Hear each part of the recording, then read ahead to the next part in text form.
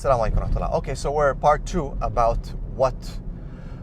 why men will marry more than one wife. What are the reasons? We talked about the theory of how it should be, poor women, weak women, orphans, widows, older women, and the Prophet did all that. All right.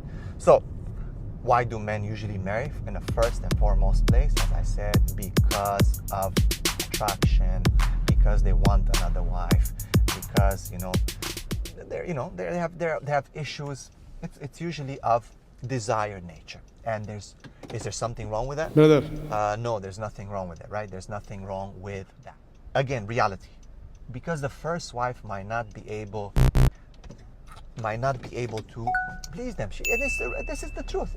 And she might gain, I don't know, she might have issues of, she's on a period, she has children, she might still love her.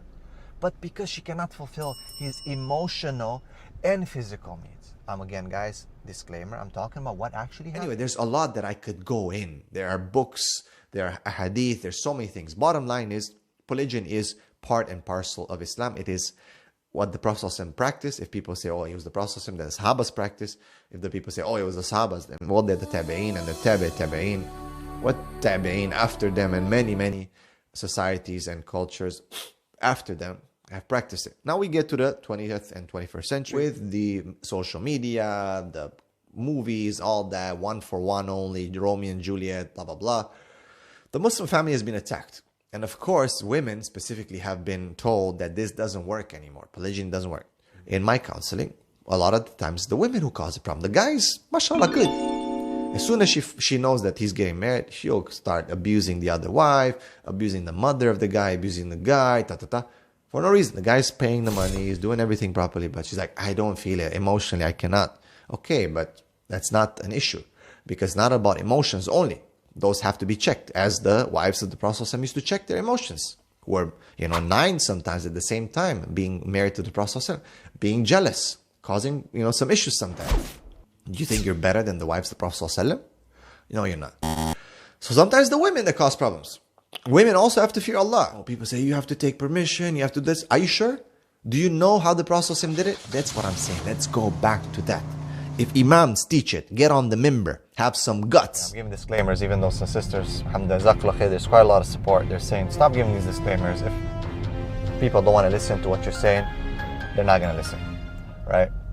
And, my responsibility, some people are saying you're breaking down marriages, you're doing this, you're doing that. I'm just trying to educate the Muslims of some of the things that are happening in our communities. I'm not responsible for your marriage.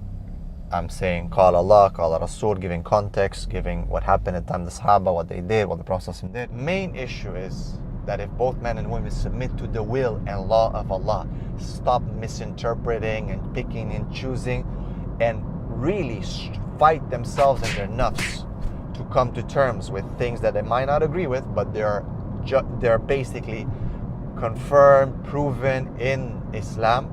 Remember, guys, that's why it's called Islam. That's why it's called submission. It's not peace as people think. Remember, guys, that's why it's called Islam. That's why it's called submission. It's not peace as people think. It's called submission. There's a reason why the word has a meaning. Solution is submission, whether you like it or not. I do empathize with women. I know it's difficult. I know this is their jihad. We've been put in others as men, okay? But don't say it's not allowed. Don't say it cannot work. Don't say because you don't agree that no one else can do it. That's the funny thing, right? When these generalized type of arguments that are being pushed by some of the sisters, that no, I can, what kind of woman would ever share her husband?